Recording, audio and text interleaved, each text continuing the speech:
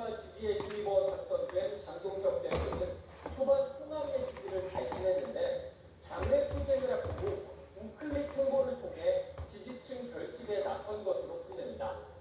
국민의힘은 또 가덕도 신공항 예정부 지도차장 적극적 지원을 약속하며 전통적 강세 지역인 PK 민심 잡기에도 공을 들였습니다. YTN 유동성입니다. 성비 파문으로 최대 위기에 봉착한 조국 혁신당이 오늘 조국 비대위원장 체제로 출발합니다. 성추행 가해자로 지목된 김도혁 전 수석 대변인은 고소 이후 5달, 그러니까 40일 만에 공개 반발했습니다. 조은지 기자입니다. 양의정 전 조국혁신당 대변인은 성추행 피해와 관련 절차 문제점을 호소하며 눈물로 탈당했습니다. 성추행 피해자라고 재연당한 가해자를 수사기관에 신고한 게 중요합니다. 그리고 꼭 열흘 만에 가해자로 지목된 김도혁 전 혁신당 수석 대변인이 3,600자 넘는 글로 반박에 나섰습니다. 성추행이나 성희롱은 없었다면서 그럼에도 당은 피해자 진술만 믿은 외부기관 보고서를 100% 수용해 자신을 제명했다고 주장했습니다.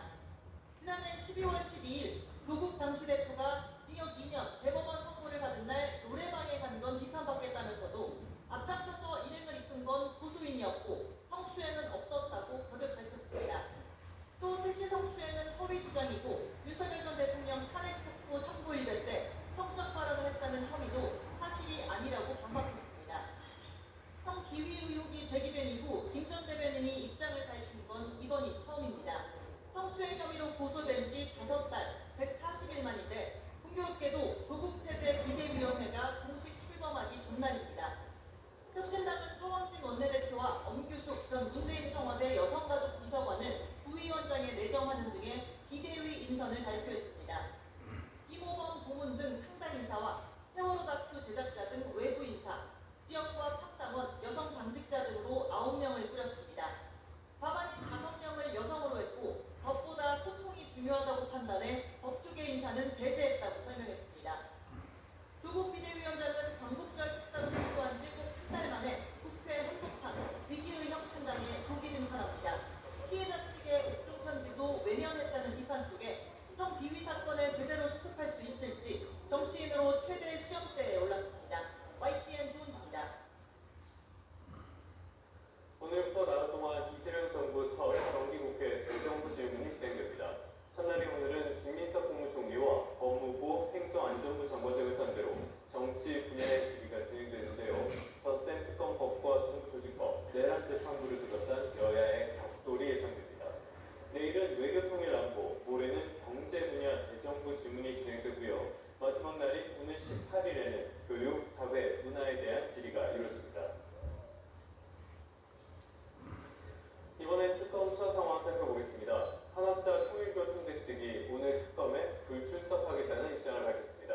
대신 오늘 17일이나 또 18일에 자진 출석하겠다고 했는데 특검은 이미 3차례 소환에 불응한 만큼 향후 대책을 검토하겠다며 압박수를 보냈습니다. 신기혜 기자가 보도합니다. 한학자 통일교 총재가 특검에서 소환을 통보한 날짜 대신 오는 17일 또는 18일 자진 출석하겠다고 밝혔습니다. 얼마 전 받은 심장 시술로 회복 기간이 필요하다며 불출석 사유서를 제출하면서 특검에 다른 날짜를 제시한 겁니다. 특검이 한 총재에게 소환을 통보한 건 모두 3차례. 통상 피의자가 3차례 이상 출석 요구에 응하지 않으면 수사기관이 체포영장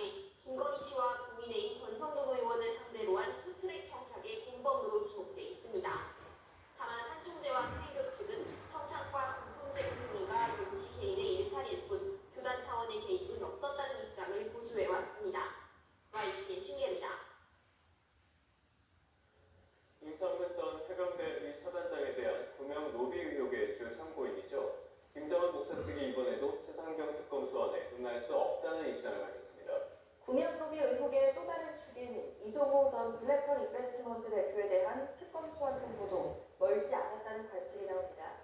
우종훈 기자의 보도입니다.